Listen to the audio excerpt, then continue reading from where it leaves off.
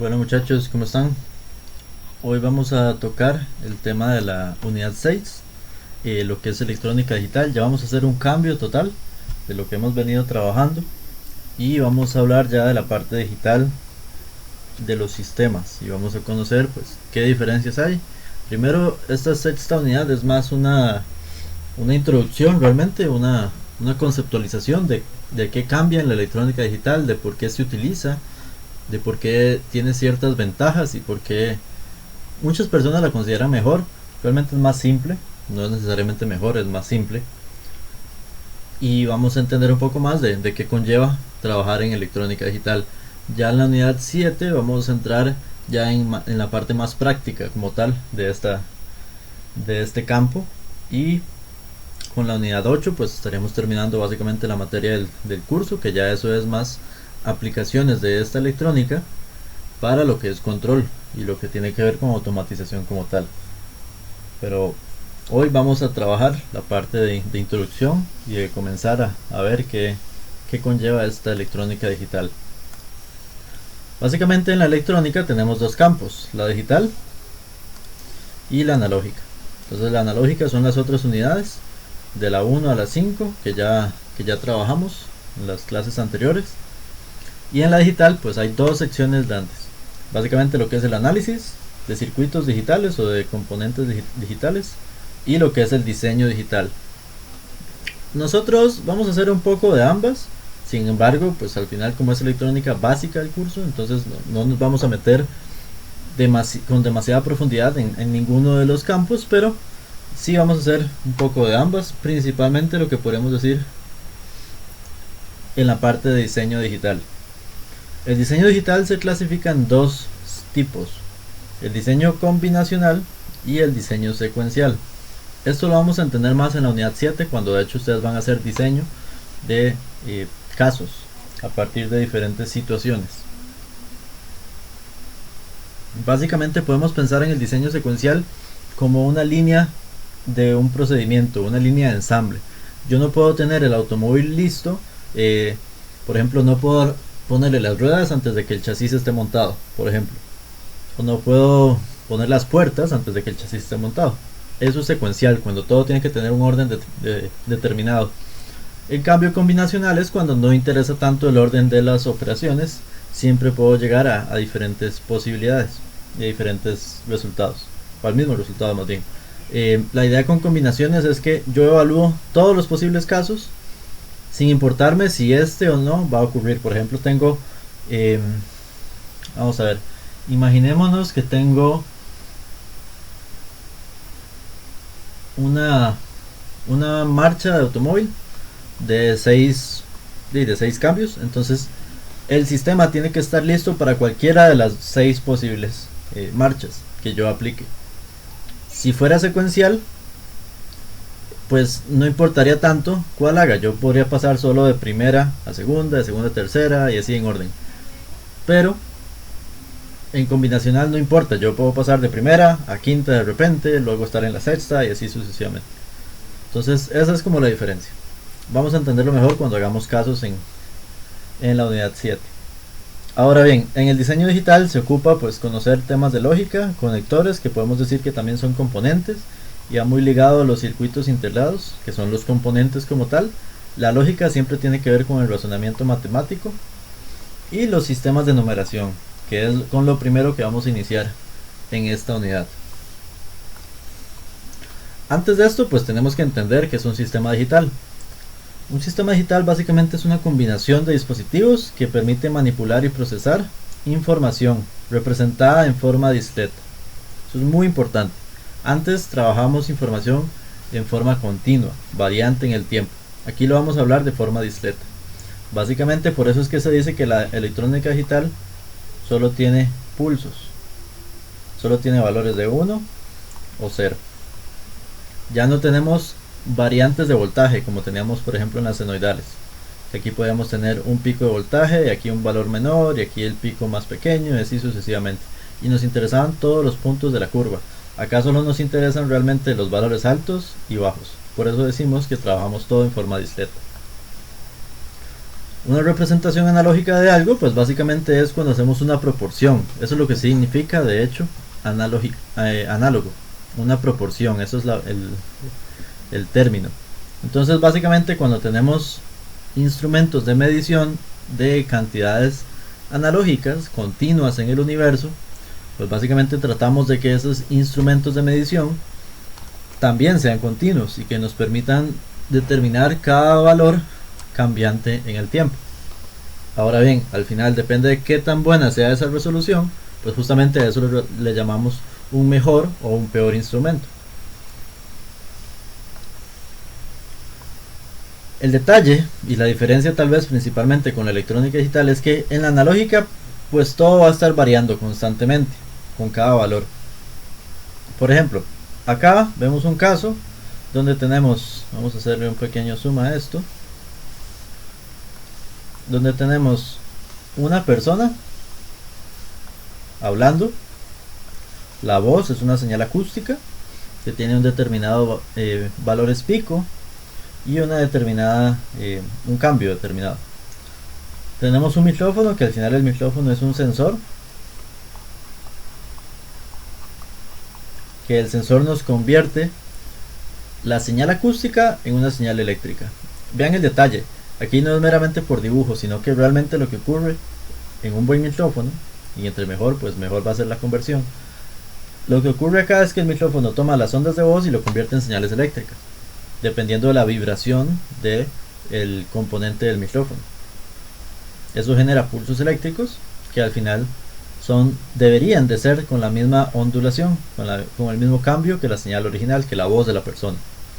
Aquí lo que ocurre es que el micrófono, pues al final los valores de voltaje van a tener una menor intensidad. Si ven aquí los valores pico, claramente las unidades de esto al final es voz, entonces lo estaremos midiendo en unidades distintas al voltaje de acá, pero va a estar una señal proporcional.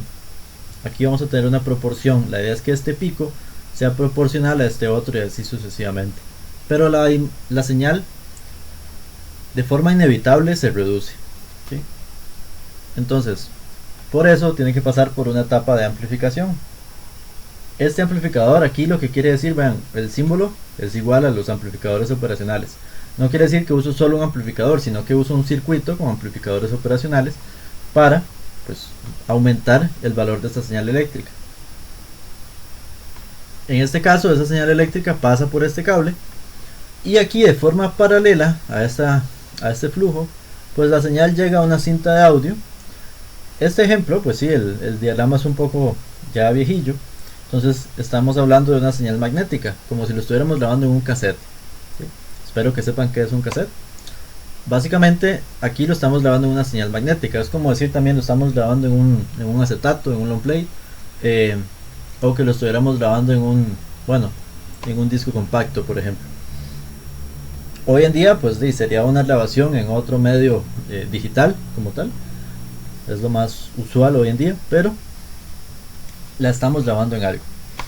Y esa señal magnética pues también cambia, también se proporciona. Ahora bien, luego pasa por un sistema de transmisión y recepción que lo envía igualmente como una señal eléctrica a lo que llamamos parlante. Que por si no lo sabían, el parlante y el micrófono realmente son el mismo tipo de circuito, se ocupan los mismos componentes, la única diferencia es que uno capta el sonido y que el otro emite sonido. Ahora bien, no es tan simple tampoco como agarrar un parlante y ya hablarle y me va a permitir usarlo como micrófono, pues tampoco es tan simple, pero realmente sí son los mismos componentes, habrá que hacer algunos pequeños cambios y listo. Ahora bien, esto lo vuelve a convertir en una señal analógica, entonces aquí en este punto y en este otro punto tenemos conversión de la señal analógica a la señal digital. Sin embargo, todavía no estamos usando señales digitales. Todas las señales aquí son analógicas porque todas son continuas en el tiempo. Me confundí acá un poco. Ahora bien, entonces repitiendo, esto es una señal analógica pero es acústica. Esta también es una señal analógica solo que es eléctrica. Esta señal eléctrica se amplifica, se graba como una señal magnética en el caso de los cassettes o los long play. Y por ejemplo pasa también por un sistema de transmisión-recepción, que es otro circuito al final de cuentas,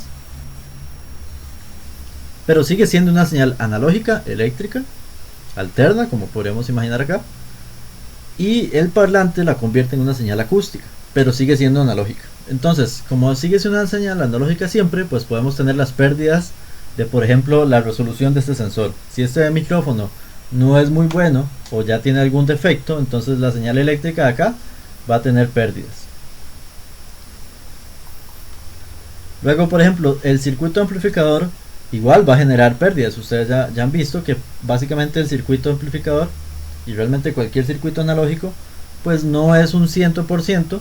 Si uno lo diseña para ciertos valores de voltaje, no es que en un 100% voy a obtener ese comportamiento, siempre voy a tener algo de ruido o algo de pérdidas, que por eso se ponen capacitores o resistencias que me tratan de eliminar el ruido de señales externas, pero siempre va a haber un poco de ese ruido. Lo mismo va a ocurrir acá en la señal eléctrica que sale del sistema de transmisión y recepción, y por supuesto el parlante, depende de la calidad del parlante, el nivel de ohmios del parlante, por ejemplo, así va a ser la conversión, así de buena va a ser la conversión. Entonces ya ahí vamos teniendo pérdidas. El punto es que la señal acústica pues no necesariamente la señal de salida va a ser igual de buena que la voz original de la persona. Ahora bien, si hablamos de electrónica digital, pues ya mencioné antes que esto se trabaja de forma disleta. Para trabajar de forma disleta, básicamente lo que ocurre es que tenemos componentes que toman la señal analógica, aquí sería la curva en Lis, y la disletizan. Disletizar una señal es, por ejemplo, si ustedes recuerdan cálculo, en cálculo lo que se hablaba era de las sumas de Riemann.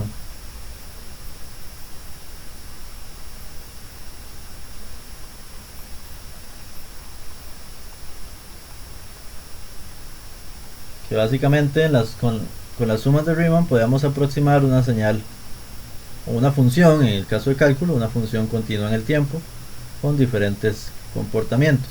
Acá vamos a decir que gracias a la disletización de las señales que ocurre con otro circuito, podemos decir que esta señal continua y analógica, la señal en verde, se convierte en una señal digital, que sería la señal en azul. Ahora bien, al igual que en cálculo, pues la señal digital va a ser tan fiel y tan aproximada a la señal original dependiendo del ancho de estos rectángulos. Dependiendo de, entre más pequeño sea el ancho, pues mejor puede ser mi aproximación. Por ejemplo,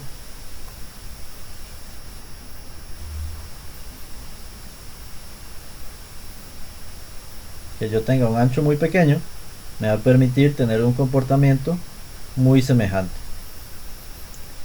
Ahora bien, ¿a qué se le llama este ancho en electrónica? En electrónica este ancho se conoce como resolución. Ahora bien, esto es la resolución del ADC. El ADC es el básicamente convertidor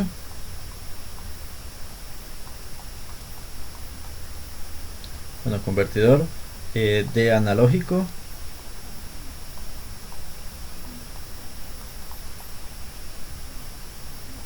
a digital. Le pongo un slash porque en realidad también hay circuitos que convierten de digital a analógico. Se puede hacer la operación inversa. Puedo convertir de analógico a digital o de digital a analógico. Pero no es que se le llama DAC. No hay mucho cambio. Realmente todos son ADC. Ahora bien, eso es un circuito integrado. Un chip de bastantes patillas. Depende de la resolución realmente.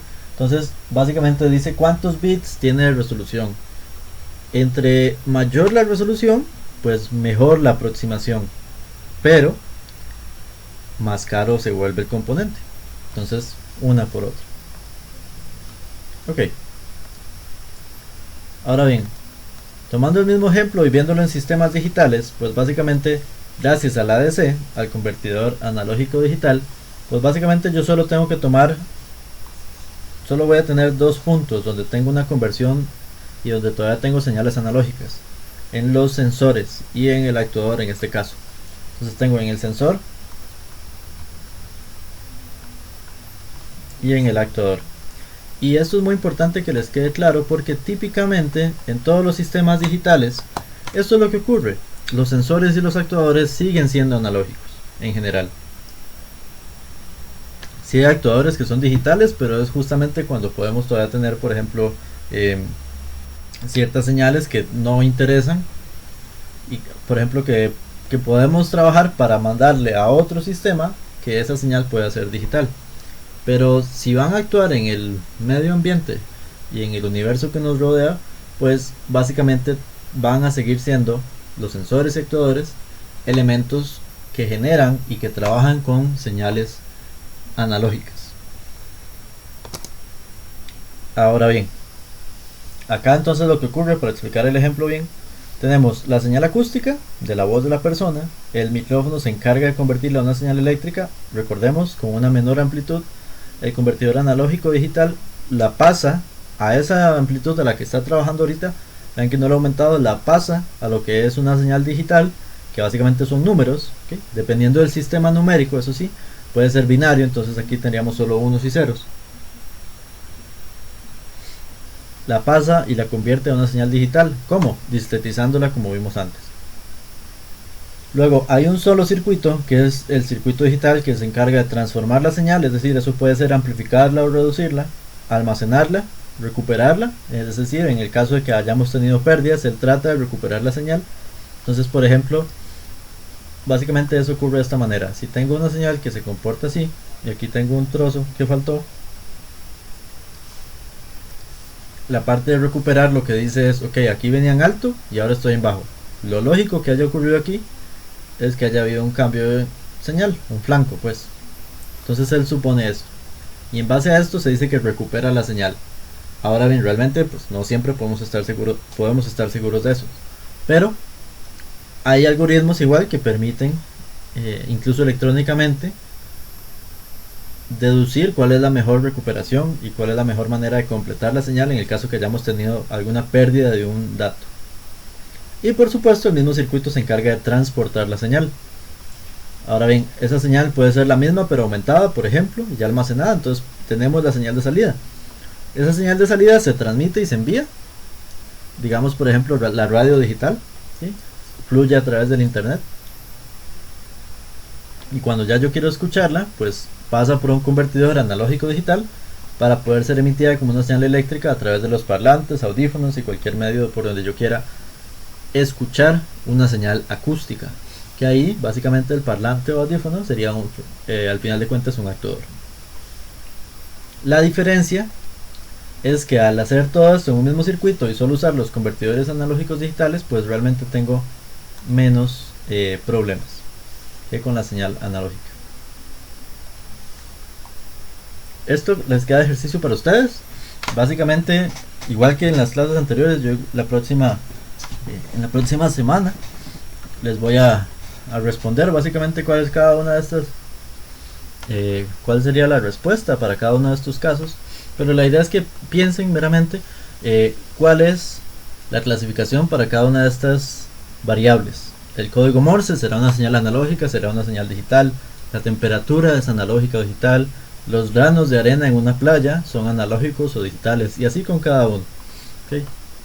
Entonces tratemos de pensar un poco en eso para ir entendiendo cuál es la diferencia entre estas cantidades y lo que se usa en la electrónica digital y lo que es analógico como tal. Ahora bien, pasemos a las ventajas de un sistema digital. Básicamente podemos amplificarlo y reconstruirlo al mismo tiempo. Eso es algo muy bueno, porque podemos realmente, yo puedo decir, ok, la señal que tengo venía en este tipo y la ocupo con un valor más alto, entonces la construyo más alto. Y aquí digo, mira, pero es que le faltó una parte. Sí, le va a faltar lo mismo, solo amplifiqué todos los valores. Entonces la puedo recuperar mientras la estoy construyendo, mientras la estoy amplificando. Entonces completar acá la señal, por ejemplo. Tenemos sistemas de detección y corrección de errores en la recepción, es justamente lo que les mencionaba. Por eso es que la señal a veces se completa.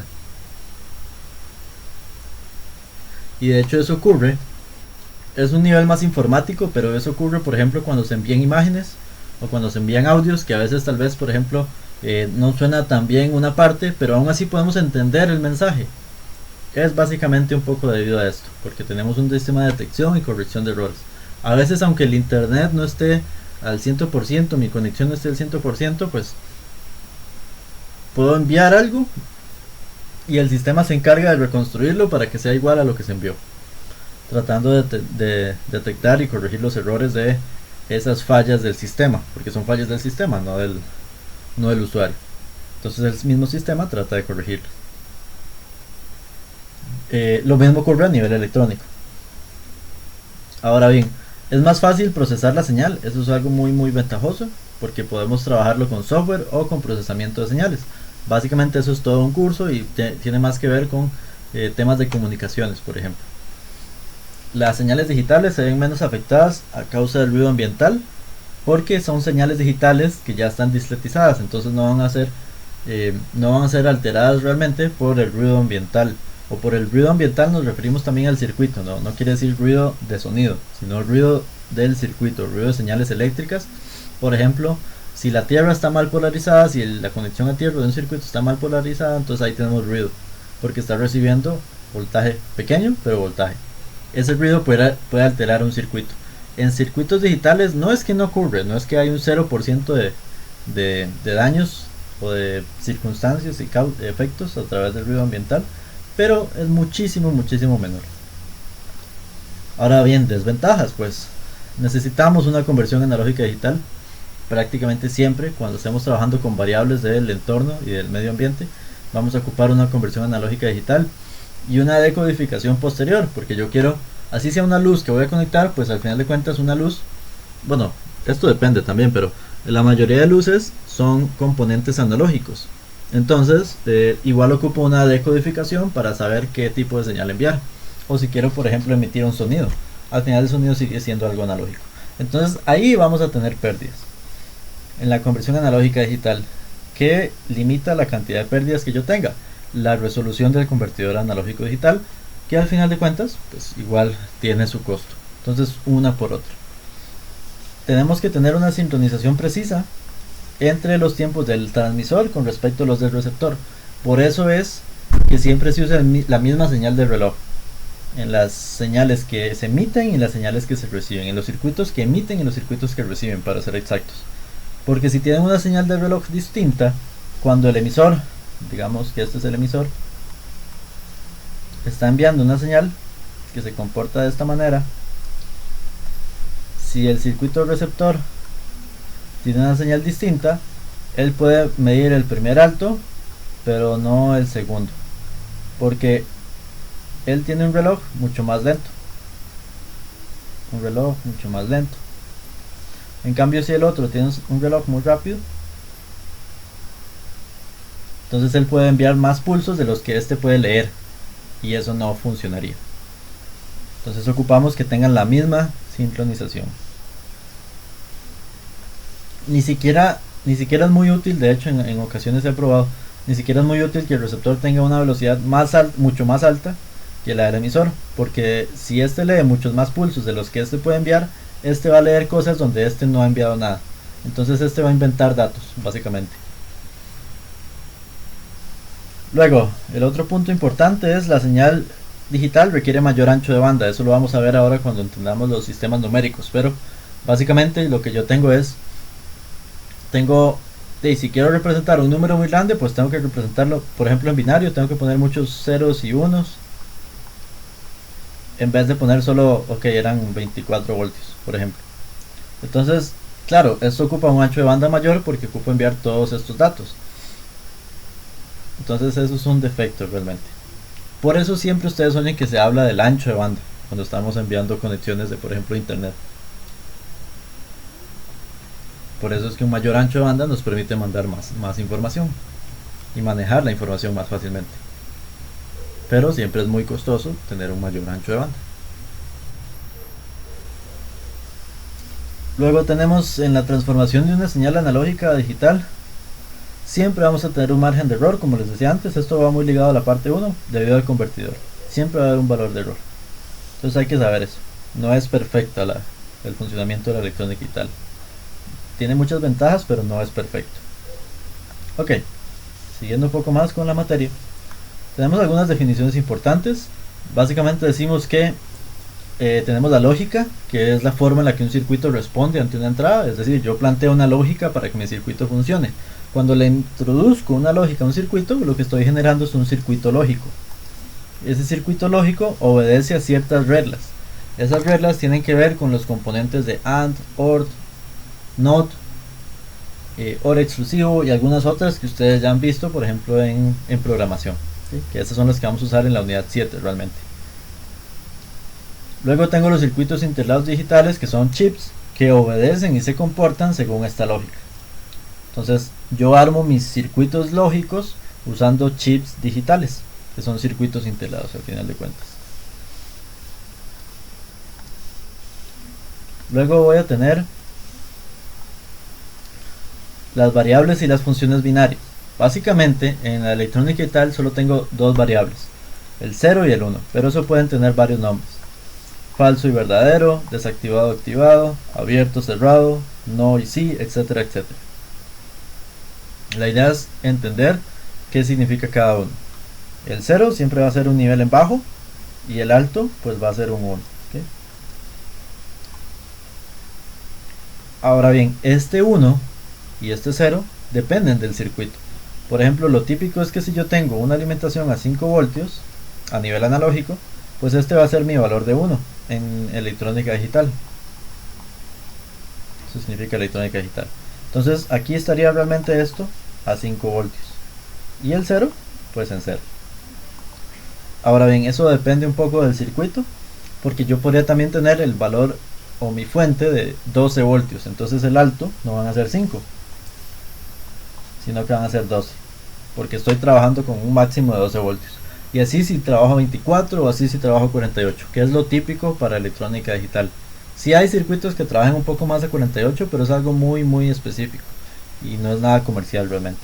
Entonces lo típico es trabajar entre 5, 12 voltios, 24 y 48, en esos rangos. Ahora bien, sabiendo que estas son las variables, pues tenemos una función binaria, que básicamente es una función que permite representar la entrada y la salida de un circuito. Básicamente es una función donde yo tengo f, que es la salida, en términos de las entradas. Y esas entradas van a ser en términos de letras. Estos tres, por ejemplo, son las variables. Y realmente son las señales de entrada.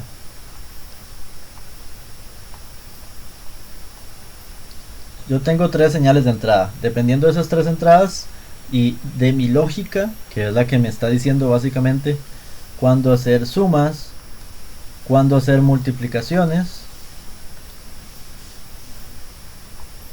eso es lo que me dice mi lógica. Cuándo hacer sumas y multiplicaciones con esas señales que tengo de entrada. Estas funciones se montan a través de lo que llamamos una tabla de verdad. Tal vez lo han escuchado. En la tabla de verdad es donde yo veo el diseño combinacional.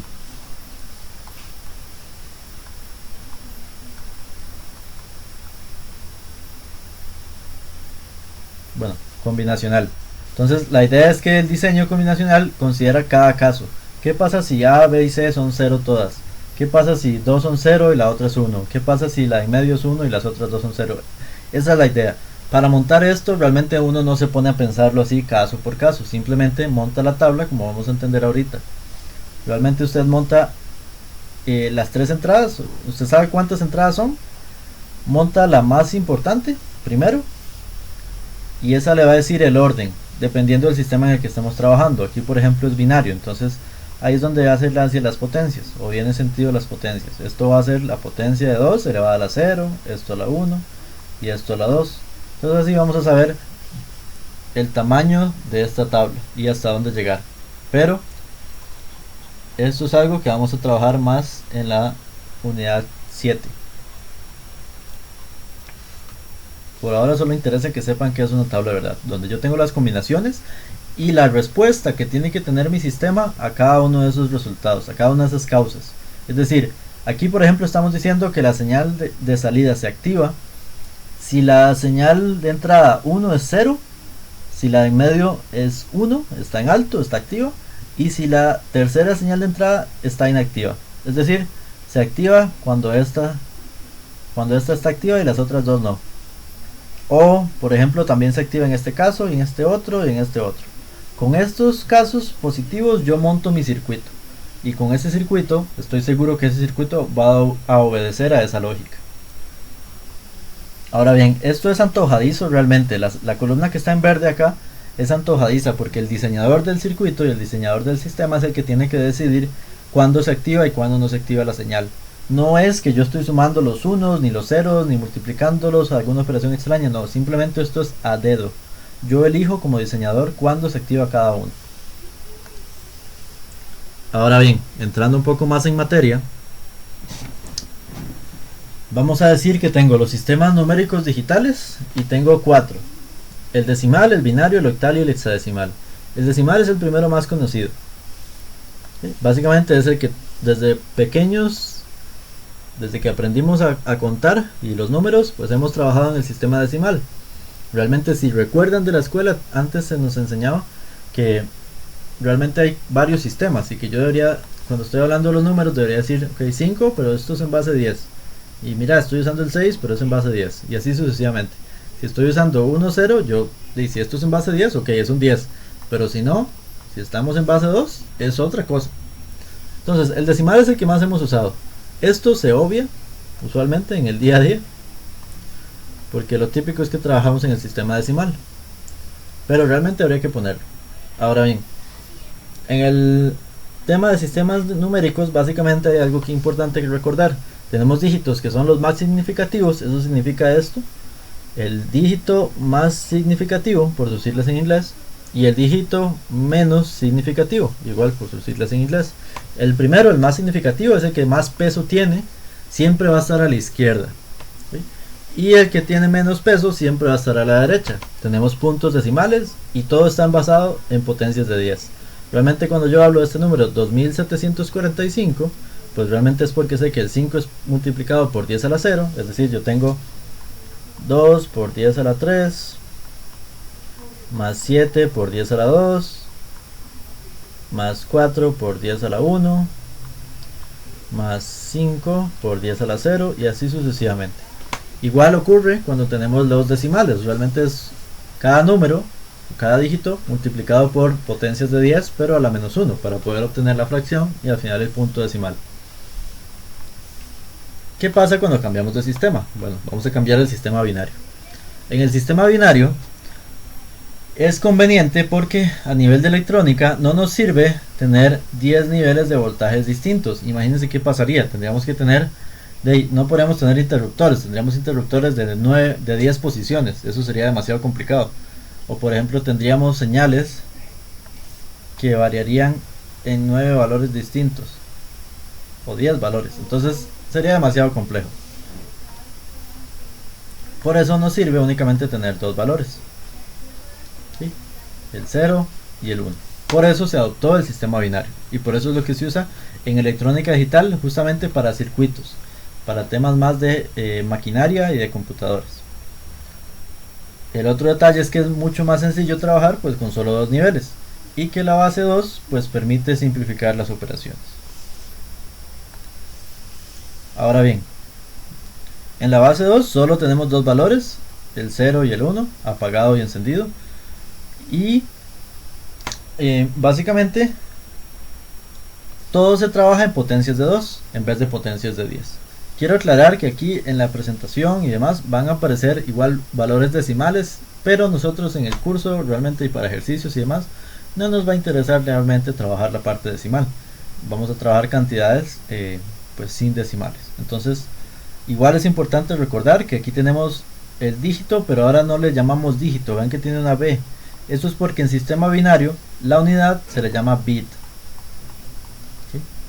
Entonces esto es lo que llamamos la unidad, lo que llamamos comúnmente el dígito Es decir, aquí el 1 es un bit, el 0 es un bit, este otro 1 es un bit. ¿Okay? Entonces, solo vamos a usar valores de 0 y 1 para representar todo, pero esto no es un 1011, esto es un 1, 0, 1, 1. Y realmente, si queremos transformar esto, pues vamos a tener el 1 multiplicado por 2 a la 3 más el 1 por 2 a la 2, perdón, el 0 por 2 a la 2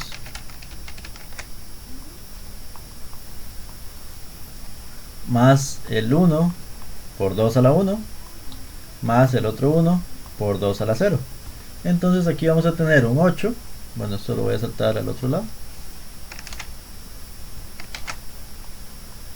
Vamos a tener un 8 más un, bueno, 0 por 4 más un 2 más un 1, o sea, vamos a tener un 11. Es decir, esto es en base 10, es decir, yo diría que un 1011 en base 2 es un 11 en base 10. Ven que incluso formalmente yo no puedo llamar a esto un 1011, yo no puedo decir esto es un 1011 en base 2, porque un 1011 es un concepto decimal y yo estoy en otro sistema, entonces yo tendría que decir un 1011 en base 2 es igual a un 11 en base 10, ahora sí, porque un 11 es un concepto decimal y ya estoy en la unidad decimal, en el sistema decimal. Entonces, básicamente así es como se convierte, ya lo vieron por acá. Igual, en esta presentación, sobre todo, hay bastante texto para que ustedes después puedan leerlo, el paso a paso de lo que yo les voy mencionando y justamente explicando en el video. Pero sepan que tal vez si me salto algo de texto, igual que en otras clases, es justamente por eso. Entonces, acá lo importante es entender cómo pasamos del sistema binario al sistema decimal. Básicamente yo voy multiplicando. Acá, como les explicaba antes, vamos a tener la parte decimal, que igual se multiplica por las potencias, pero en negativo. Y por eso tenemos un punto 5, un 0 y un punto 125, que al final igual se sumaría para obtener el componente decimal. Pero nosotros en el curso nos vamos a mantener solo en valores sin decimales, ¿okay? El 11 únicamente.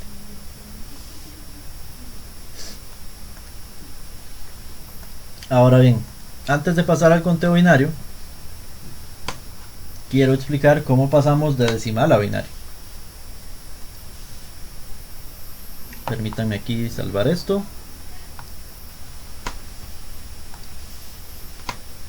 Entonces vamos a decir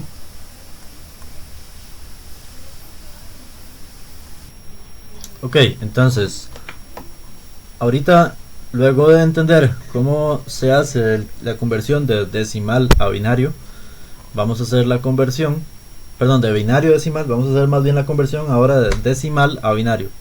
Ya vimos acá en el ejemplo anterior del 11 cómo convertir de números binarios, donde teníamos el 1, el 0, etcétera, convertirlo a un valor decimal, haciendo la multiplicación por sus potencias. Ahora vamos a usar y vamos a hacer la conversión de un número decimal en base 10 a un número binario. Para eso voy a agregar acá una hoja en blanco, ¿sí? Para poder hacer trazos acá mismo. Entonces vamos a ver. Básicamente voy a tomar el número en base 10, el 72 en base 10, ¿sí? Para hacer un ejemplo sencillo. Y lo quiero convertir a algo en base 2. Entonces yo tomo el 72 y lo que hago es comenzar a dividirlo en números 2. Entonces acá lo divido. Si divido esto me va a dar 36 y acá es muy importante, tengo que tomar en cuenta siempre los residuos. Entonces aquí me va a dar un residuo de 0. Luego sigo dividiendo hasta que ya no pueda dividir más. Tomo el 36 y lo divido otra vez en la potencia, en el número 2. Me da un 18. Otra vez un residuo de 0.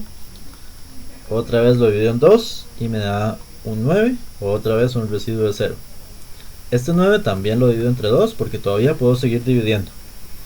Ahora bien, aquí ya me queda lo que es un 4 y me queda un residuo de 1.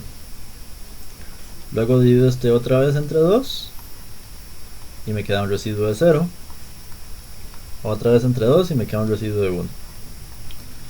¿Cuándo paramos de dividir? Hasta que el valor del cociente sea menor al divisor. Esto porque esta regla la podemos usar, la de hacer divisiones, con cualquier otra base, porque vamos a ver la base 8 y la base 16. ¿Okay? La base 8 es un poco más particular, pero en general esta regla, igual por ejemplo con base 16, esta regla funciona exactamente igual. Entonces ahora qué tomo para decir, ok, a partir de aquí, de ahí sí, cuál es mi número en base 2. Bueno, lo que voy a tomar son los residuos. Tomo el último cociente y los residuos. Todos los residuos que tenga. ¿Y cómo los ordeno? Básicamente los últimos serán los primeros. Entonces el cociente que tenga como final, como valor final, ese va a ser el primer número. Entonces aquí sería, basándolo acá arriba, sería un 1, un 0, otro 0, un 1 y 3 ceros. Esto es un 72 en base 2. El 72 de base 10 convertido a base 2 es un 1, 0, 0, 1, 0, 0, 0. Eso es el mismo número. ¿Cómo lo pueden comprobar? Bueno, básicamente haciendo la multiplicación. Es decir, aquí tengo un 2 a la 0, 2 a la 1, 2 a la 2, 2 a la 3, a la 4, a la 5 y a la 6. Como solo estos dos tienen 1, entonces yo sumo 2 a la 6 más 2 a la 3 y eso me va a dar un 72 en base 10. Entonces es el mismo número. Entonces así de simple puedo hacer la verificación y pasar cualquier número de base 10 a base 2. Ok, ahora sí, vamos a pasar a lo que es el conteo binario. El conteo binario básicamente es igual que yo cuento 1, 2, 3, básicamente hay un conteo en binario, pero ese conteo pues cambia de sistema. Para hacer el conteo binario, pues aquí tengo una pequeña tabla y vienen varias diapositivas de todo lo que es el conteo binario, pero yo lo voy a explicar en otra por acá. Básicamente lo que hacemos es tomar cierta cantidad de bits, dependiendo de a qué número ocupe llegar yo. Acá vamos a llegar al número 15. Ok. Entonces voy a montar yo la tabla para que a ustedes les quede un poco más claro cómo hacer este conteo binario. Para hacer el conteo binario, ok. Para el número 15, si lo ven acá, yo ocupo 4 dígitos.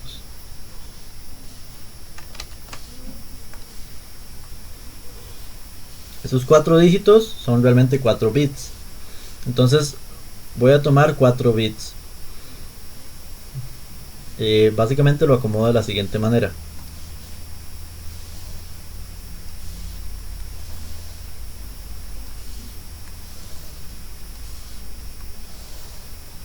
Aquí construyo la tabla. Y aquí voy a tener lo que es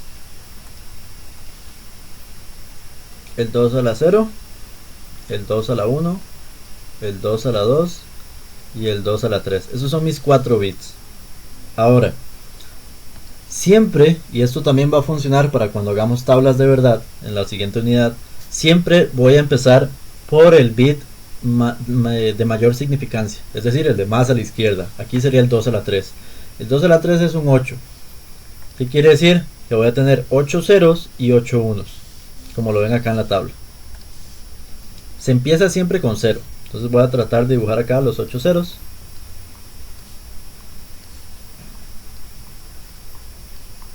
Y los 8 unos. Ok. Ahora bien, ya aquí, este último 1 me da como decir el último renglón, la última fila a la que tengo que llegar con los demás bits para completar la tabla. Y esto va a ser una tabla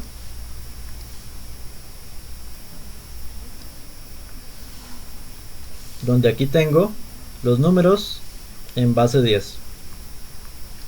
Vamos a ponerle un 10 para significar que aquí entonces voy a tener hasta el 15. Del 0 hasta el 15, es decir, 16 dígitos, 16 valores, 16 filas. Entonces, siguiendo con la segunda columna, esta es 2 a la 2, es 4. Entonces quiere decir que voy haciendo ciclos de 4 en 4. Entonces voy a tomar primero, siempre empiezo con 0, 4 ceros. La idea es que estén alineados, por supuesto.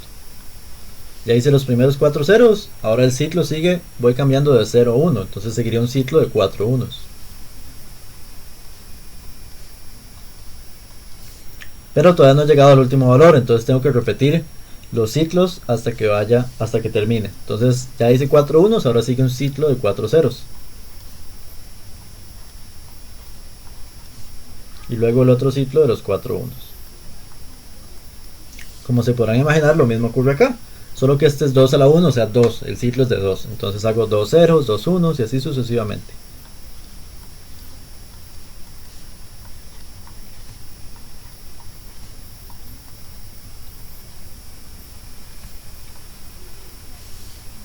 Y en el otro, la última columna es 2 a la 0, o sea que suceden ciclos de 1 en 1. La gracia es que la primera fila siempre es de solo ceros y la última fila siempre es de solo unos. Eso se tiene que cumplir. Si eso no se cumple, entonces algo hicimos mal.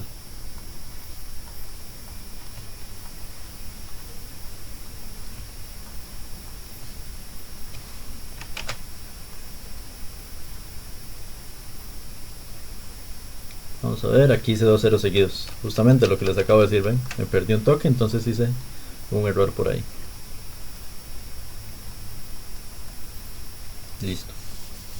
Entonces ahora bien, yo puedo ir diciendo, ok, si tengo solo ceros es un 0. Si tengo 0, 1 es un 1. Porque este es un 1 por 2 a la 0, o sea, un 1 por 1 me da un 1. Luego, para tener un 2, vamos a ver. Aquí tengo un error terrible, lo voy a corregir.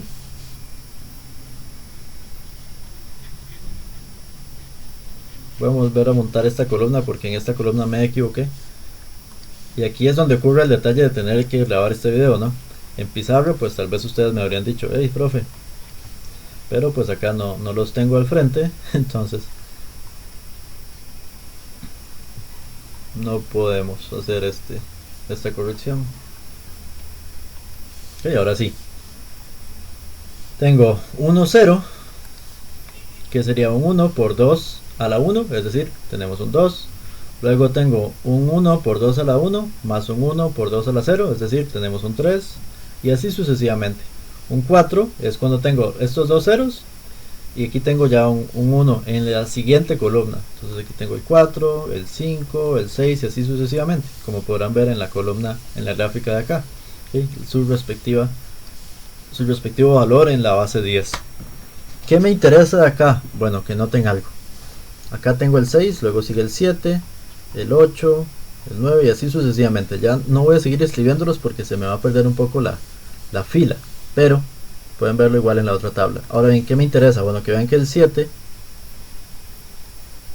son solo unos. Para saltar al 8 tenemos que agregar un 1 en una columna a la izquierda. Lo mismo ocurre con el 3 y el 4. El 3 son los dos unos que ya teníamos en las dos columnas que veníamos trabajando, pero si yo quiero agregar un valor y ya tener el 4, tengo que hacer una columna nueva y ahí tener un 1 y los dos anteriores serían 0, porque entonces ya estoy agregando una columna del 2 a la 2. Con el 15, bueno, tengo solo 1. Si yo quisiera hacer un 16, tendría que tener un 1 y 4 ceros. Ya esto sería un 16 en base 10 y esto es en base 2. Okay, entonces a esto nos referimos con conteo binario, básicamente. Igual, como les digo, ustedes pueden revisar las demás diapositivas de este tema. Básicamente explica lo mismo, solo que en texto, para que puedan pues, revisarlo más a gusto y en calma. Pero la idea es exactamente la misma. Okay, me voy a saltar un poco esto. Y ahora bien, al igual que en el sistema decimal, yo puedo tratar de averiguar cuántos dígitos o cuántos bits realmente ocupo para representar un determinado número. Ahora bien, para eso, en el sistema binario existe esta fórmula. 2 a la n menos 1. Si yo ocupo decir, por ejemplo, ok, quiero saber hasta qué valor en decimal puedo trabajar si tengo, digamos, 32 bits. Que podríamos pensar en un procesador. Entonces ustedes hacen 2 a la 32 menos 1. Esto me voy a permitir hacerlo ahorita en la calcu, porque realmente no es un valor que yo me sepa. Y esto básicamente me da 4.2949, etcétera. Ahí podemos tener más valores por 10 a la 9. todo esto es en base 10. Entonces son un montón de valores. Se podrán imaginar, si yo tengo un procesador, por ejemplo, de 64 bits, pues aquí entonces podemos hacer todavía más operaciones. Aquí puedo tener 1.8446 por 10 a la 19. Son muchos más valores. Eso en base 10. Entonces, ¿a qué quiero llegar con esto? Bueno, si yo tengo 32 bits, puedo hacer muchas operaciones, pero si tengo 64, puedo hacer muchas más operaciones en un menor tiempo. Esa es la idea, y por qué este tema de los bits viene a colación con el tema, por ejemplo, de las computadoras, porque al final, si yo tengo un procesador, hablando ya en computadoras, de 32 bits, ok, voy a poder hacer todas las operaciones, está bien, pero me va a tomar más tiempo que hacerlo con uno de 64, porque el de 64 puede llegar a contar, puede trabajar con más información en el mismo tiempo que el de 32 ocupa menos y puede trabajar con menos información. Esa es la idea principalmente. Entonces, a esto es, por ejemplo, ¿cuál es el mayor número que se puede representar si se utilizan 8 bits? Entonces yo aplico esta fórmula. Con 8 bits puedo trabajar 255 en base 10. Hay que recordar que todo esto empieza siempre en 0, entonces realmente puedo trabajar 256 valores, porque empieza en 0. Entonces realmente si ustedes fueran a responder esto, pues la respuesta sería 256 valores.